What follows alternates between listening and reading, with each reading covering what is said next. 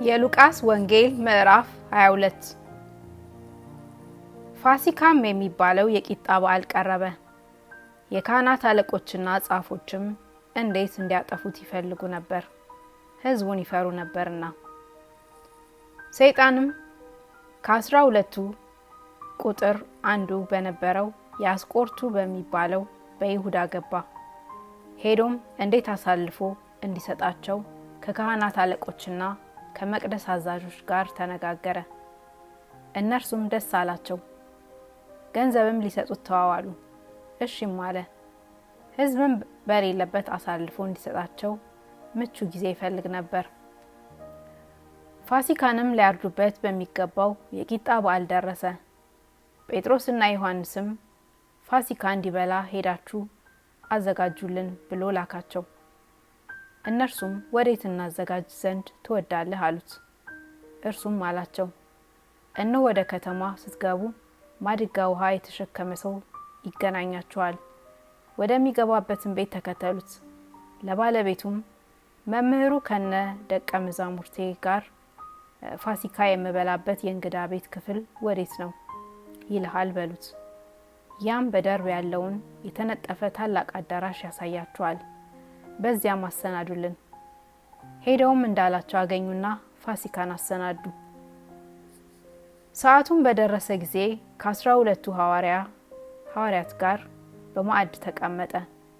እርሱም ከመከራዬ በፊት ከእናንተ ጋር ይህን ፋሲካ ልበላ እጅግ እመኝ ነበር እላችኋለሁና በእግዚአብሔር መንግሥት እስኪፈጸም ድረስ ወደፊት ከዚህ አልበላም አላቸው።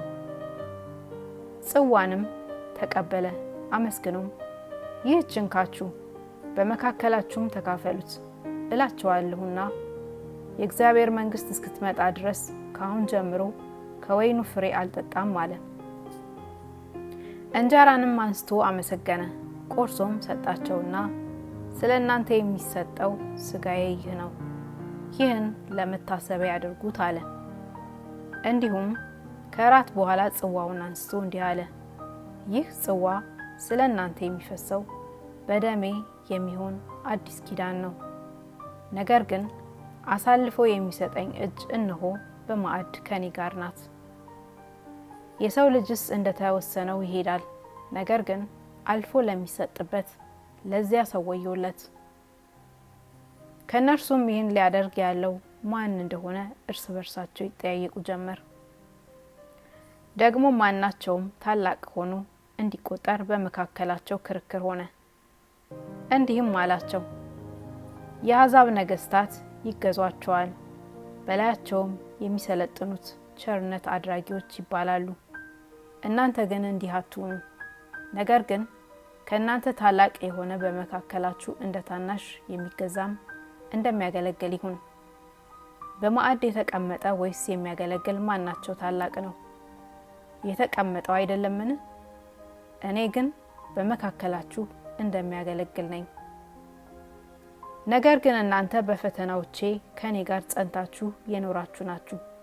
አባቴ እኔን እንደሾመኝ እኔ ደግሞ በመንግስቴ በማዕዴ ትበሉና ትጠጡ ዘንድ በ12ቱም በእስራኤል ነገድ ስትፈርዱ በዙፋኖች ትቀመጡ ዘንድ ለመንግስት እሾማችኋለሁ።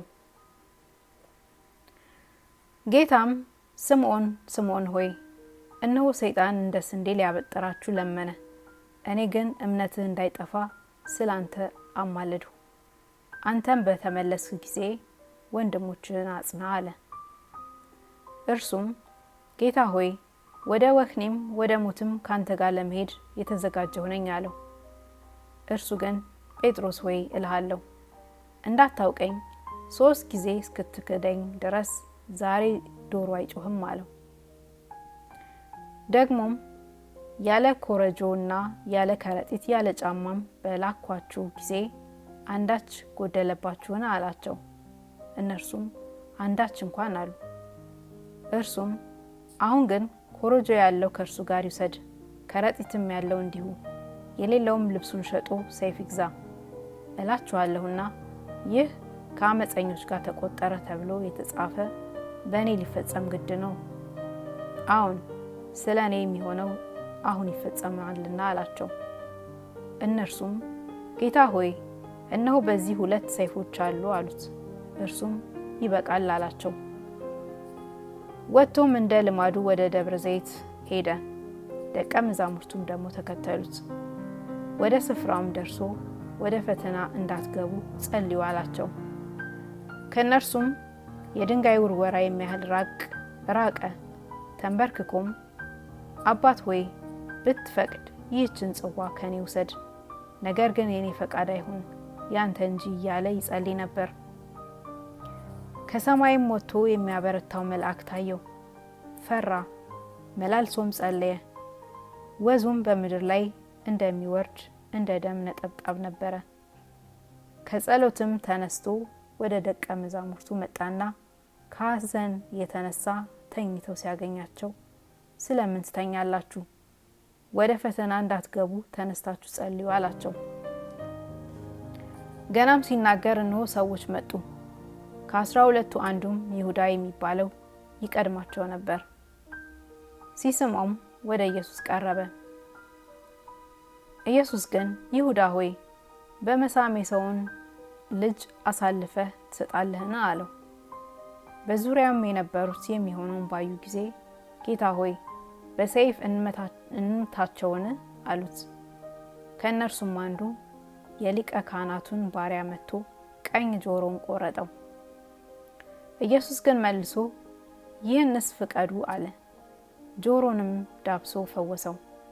ኢየሱስም ወደ እርሱ ለመጡበት ለካህናት አለቆችና ለመቅደስ አዛዦች ለሽማግሌዎችም ወንበዴን እንደምትይዙ ሰይፍና ጎመድ ይዛችሁ መጣችሁን? በመቅደስ ዕለት ዕለት ከእናንተ ጋር ስሆን እጃችሁን አልዘረጋችሁብኝም። ይህ ግን ጊዜያችሁና የጨለማው ስልጣን ነው አላቸው። ይዘውም ወሰዱት፣ ወደ ሊቀ ካህናት ቤትም አገቡት። ጴጥሮስም ርቆ ይከተለው ነበር። በግቢ መካከልም እሳት አንድደው በአንድነት ተቀምጠው ሳሉ ጴጥሮስ በመካከላቸው ተቀመጠ። በብርሃኑም በኩል ተቀምጦ ሳለ አንዲት ገረድ አየችውና ትኩር ብላ ይህ ደግሞ ከእርሱ ጋር ነበረ አለች። እርሱ ግን አንቺ ሴት አላውቀውም ብሎ ካደ።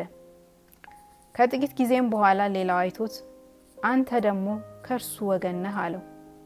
ጴጥሮስ ግን አንተ ሰው እኔ አይደለሁም አለ። 1 ሰዓትም የሚያህል ቆይቶ ሌላ አስረግጦ እርሱ የገሊላ ሰው ነውና በእውነት ይህ ደግሞ ከእርሱ ጋር ነበረ አለ። ጴጥሮስ ግን አንተ ሰው የምትለውን አላቅም አለ። ያን ጊዜም ገና ሲናገር ዶሮ ጮኸ። ጌታም ዘወር ብሎ ጴጥሮስን ተመለከተው። ጴጥሮስም ዛሬ ዶሮ ሳይጮህ 3 ጊዜ ትክደኛለህ እንዳለው የጌታ ቃል ትዝ አለው። ጴጥሮስም ወደ ውጭ ወጥቶ ምርር ብሎ አለቀሰ። ኢየሱስንም የያዙት ሰዎች ይዘብቱበትና ይደበድቡት ነበር። ሸፍነውም ፊቱን ይመቱት ነበርና በጥፊ የመታህ ማን ነው? ትንቢት ተናገር እያሉ ይጠይቁት ነበር። ሌላም ብዙ ነገር እየተሳደቡ በእርሱ ላይ ይናገሩ ነበር። በነጋም ጊዜ የሕዝቡ ሽማግሌዎችና የካህናት አለቆች ጻፎችም ተሰብስበው ወደ ሸንጓቸው ወሰዱትና ክርስቶስ አንተ ነህን? ንገረን አሉት። እርሱ ግን እንዲህ አላቸው፣ በነግራችሁ አታምኑም፣ ብጠይቅም አትመልሱልኝም፣